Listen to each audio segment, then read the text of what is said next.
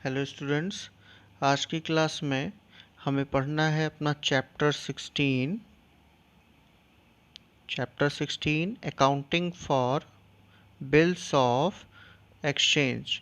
Accounting for bills of exchange. अब देखिए, accounting for bill of exchange हमें पढ़ना है, लेकिन पहले बिल ऑफ एक्सचेंज क्या होता है वो समझ लें। तो सबसे पहले यहाँ पे देखिए, इसको बोलते क्या है? निगोशिएबल इंस्ट्रूमेंट बोलते हैं। क्या बोलते हैं इसको? Negotiable instrument. ठीक है। अब देखिए यहाँ पे नेगोशिएबल इंस्ट्रूमेंट में क्या दिया है? A negotiable instrument means promissory note. Promissory note यानी जिसमें प्रॉमिस किया गया हो। बिल ऑफ एक्सचेंज और cheque payable either to order और टू बेयरर, यानी जिसको ऑर्डर किया गया हो या जो उसका बेयरर हो उसे पेमेंट किया जाए इसके बदले। ठीक है। तो according to the Negotiable Instrument Act 1881 there are just 3 types of negotiable instrument. 3 types के नेगोशिएबल इंस्ट्रूमेंट्स होते हैं। कौन कौन से नेगोशिएबल इंस्ट्रूमेंट्स होते हैं? तो पहला प्रॉमिसरी नोट होता है हमारा, ठीक है। दूसरा बिल ऑफ एक्सचेंज होता है और तीसरा चेक। चेक हम सबको पता है, बैंक में जो चेक हम लेके जाते हैं पैसा विड्रॉ करने के लिए या किसी को पेमेंट करते हैं वो चेक होता है। उसमें भी बेयरर का नाम होता है। भाई अगर किसी को हमने चेक दिया तो उसका नेम लिखेंगे, ठीक है। पे टू लिखा होता है, किसको पे करना है पैसा, ठीक है। और उस पर जो ड्रॉर होता है यानी जो है उसको चेक को लिखता है, उसका सिग्नेचर भी होता है उसमें, ठीक है। ऐसे ही हमारा प्रॉमिसरी नोट और बिल ऑफ एक्सचेंज भी इसी तरीके से होता है। आगे देखते हैं कि क्या है। तो बिल ऑफ एक्सचेंज इसमें से क्या, मेन हमें इसी के बारे में पढ़ना है। तो under section 5 of the Indian negotiable Instrument act, a bill of exchange is an instrument in writing containing N unconditional order, यानी कि वो किस में होता है? राइटिंग में होता है और अनकंडीशनल ऑर्डर होता है। मतलब कोई कंडीशन उस पर नहीं होता। ऑर्डर किया जाता है कि आप ये पैसा पे करेंगे, जिसने ड्रॉ किया बिल ऑफ एक्सचेंज उसको देंगे, या जो बेयरर होगा उसको देंगे, या फिर जिसका नेम होगा बिल ऑफ एक्सचेंज में जिसको ऑर्डर किया जाएगा आप उसको पे करेंगे। साइंड बाय द मेकर, इस पे साइन कौन करता है? जो इस बिल ऑफ एक्सचेंज को बनाता है। Directing a certain person to pay a certain sum of money only to, जिसका नेम दिया गया हो सिर्फ उसको पे करें, और to the order of a certain person, या उस पर्सन के ऑर्डर पे, या फिर to the bearer of the instrument, या फिर जो उसका बेयरर होगा उसे पे करें, ठीक है। इसके बाद फीचर्स क्या होते हैं इसके बिल ऑफ एक्सचेंज के? तो फीचर्स में देखिए पहला क्या दिया है? It must be in writing, किस में होना चाहिए? राइटिंग में होना चाहिए, ठीक है। फिर इसके बाद it must contain an order to pay, मतलब किसको पैसा देना है वो भी इसमें लिखा हुआ होना चाहिए। The order contained in the bill must be unconditional, क्या होना चाहिए? अनकंडीशनल होना चाहिए, उसमें कोई कंडीशन ना दिया हो कि अगर आप पैसा नहीं देंगे तो क्या होगा, ऐसा कोई उसमें नहीं होना चाहिए, ठीक है। Information. It must be signed by the maker और ड्रॉर, जो इसका मेकर होता है, मेकर जो इस बिल ऑफ एक्सचेंज को क्या करता है? ड्रॉ करता है, उसको ड्रॉर बोलते हैं, ठीक है। इसके बाद नेक्स्ट क्या है? The dry on home the bill is drawn must be certain. Dry कौन है? ड्राई का मतलब कि जैसे एग्जाम्पल के लिए हम ले लें कि एक्स ने क्या किया? एक्स ने गुड्स को सेल किया, सोल्ड टू किसको? वाई को। एक्स ने गुड्स को सेल किया और वाई ने गुड्स को क्या किया है? परचेज किया। तो जो सेलर होगा इसको हम बोलेंगे ड्रॉर या मेकर, ठीक। और जो परचेजर होगा इसे हम बोलेंगे ड्राई या एक्सेप्टर बोलेंगे। इसको बिल ऑफ एक्सचेंज को ये एक्सेप्ट करता है कि हम ड्यू डेट पे पेमेंट करेंगे, ठीक है। और वैसे भी बिल ऑफ एक्सचेंज कब होता है? जब क्रेडिट सेल या परचेज किया जाए। क्रेडिट सेल और परचेज की कंडीशन में होता है, ठीक है, एंड परचेज। फिर इसके बाद एकोमोडेशन भी होता है, ठीक है। एकोमोडेशन बिल, एक दूसरे की हेल्प के लिए भी बिल ऑफ एक्सचेंज ड्रॉ किया जाता है। आगे दिया है the amount payable must be certain and it should be in money only, किसमें, मनी में होना चाहिए, किसका पेमेंट आपको मनी में करना है और कितना पेमेंट करना है वो भी इसमें होना चाहिए, हाउ मच पे करना है, ठीक है। इसके बाद two, the payee must be certain, payee कौन होगा, किसको पैसा रिसीव होगा, यानी इसका रिसीवर कौन होगा, इसके बदले पैसा किसको मिलेगा, वो भी इसमें होना चाहिए। It must be stamped as per the requirement of law, अब इसमें जो भी नोटरी टिकट वगैरह जो भी लगता है वो इसमें होना चाहिए।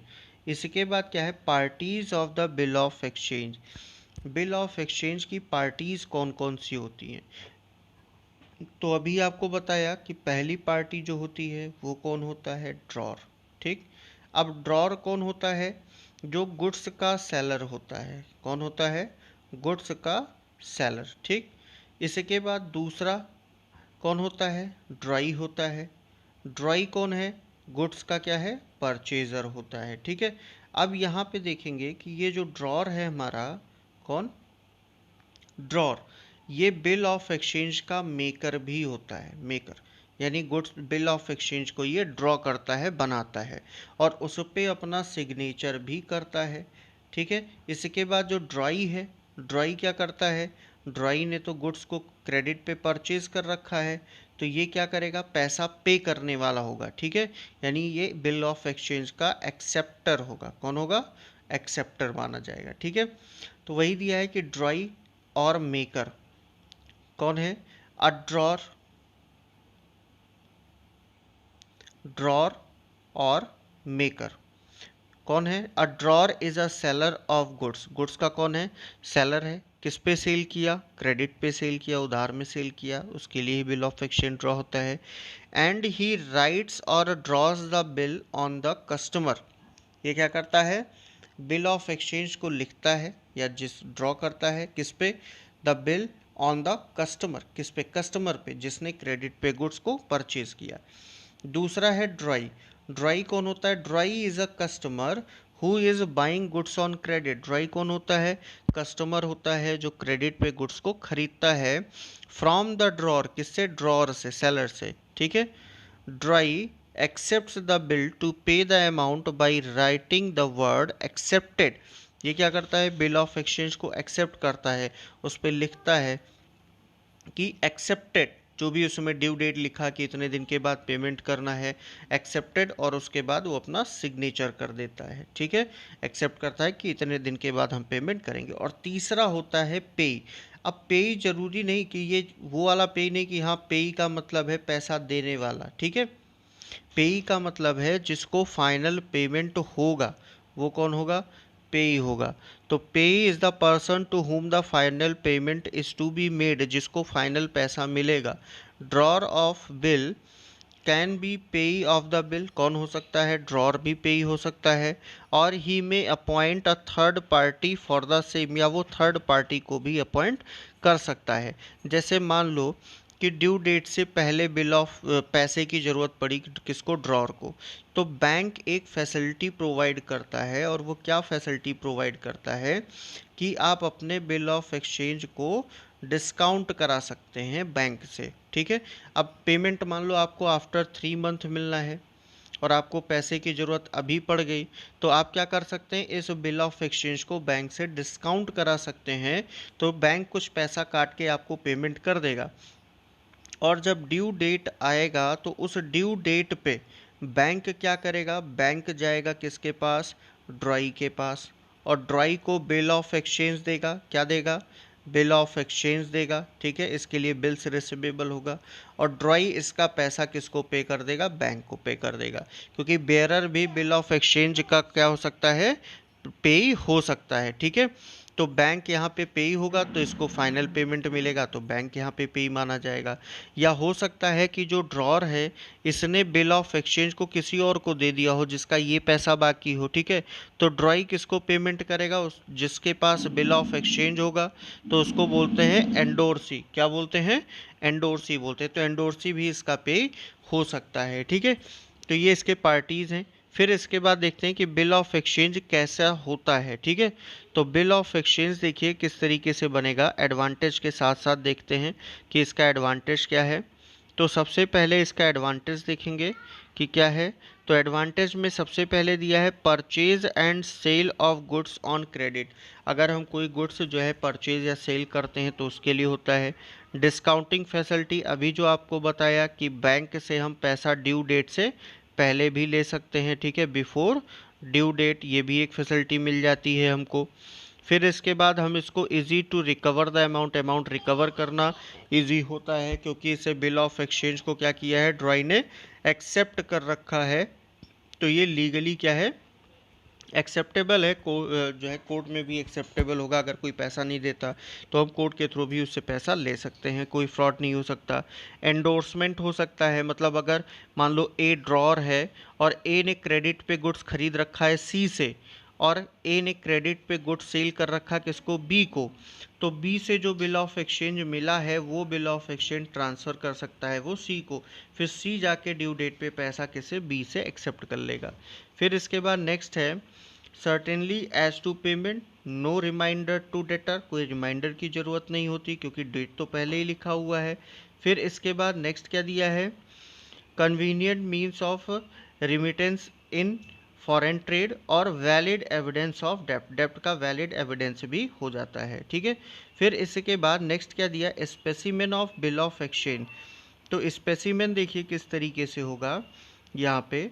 तो स्पेसिमेन में सबसे पहले यहाँ पे देखिए क्या लिखा होगा, पहले तो एड्रेस लिखा होगा कि कहाँ पे बिल ऑफ एक्सचेंज लिखा, डेट क्या है, किसके नेम से है और कितना पैसा है। फिर यहाँ पे लिखा जाएगा 3 months आफ्टर डेट पे टू मी और माई ऑर्डर, मुझे पे करो या मैं जिसको बोलूँगा आप उसको पेमेंट करना, और to the bearer of this instrument, ऐसा भी लिखा हो सकता है। द सम ऑफ रुपीज़, अब यहाँ वर्ड्स में भी लिखना जरूरी नहीं, यहाँ 20,000 है, एक ज़ीरो बढ़ा के कोई 2 लाख कर दे तो इसलिए वर्ड में भी लिखना ज़रूरी होता है यहाँ पे। फॉर वैल्यू रिसीव्ड, मतलब इसके लिए हमने आपको दे दिया, जो कुछ भी गुड्स वगैरह देना था वो दिया जा चुका है। फिर इसके बाद यहाँ पे स्टैंप लगेगा, यहाँ पे एक्सेप्टेड यानी ड्राई का साइन होगा, ठीक है, विनोद ने एक्सेप्ट किया, प्लॉट नंबर, एड्रेस वगैरह, डेट, साइज सब कुछ होगा। फिर साइन होगा यहाँ पे, ठीक है, ड्रॉर का। अब टू क्या होगा, डेविडसन, प्लॉट नंबर, नेम लिख दिया कि किसको भेजा जा रहा है ये बिल ऑफ एक्सचेंज, ठीक है, किसको पैसा मिल रहा है, ये सारी डिटेल यहाँ पे फिल की जाएगी, ठीक है। तो ये जो है हमारा बिल ऑफ एक्सचेंज का था पार्ट, इसकी एंट्री कैसे करते हैं और आगे जो है हमारा प्रॉमिसरी नोट क्या होता है, इसके लिए हम पढ़ेंगे अपने नेक्स्ट क्लास में।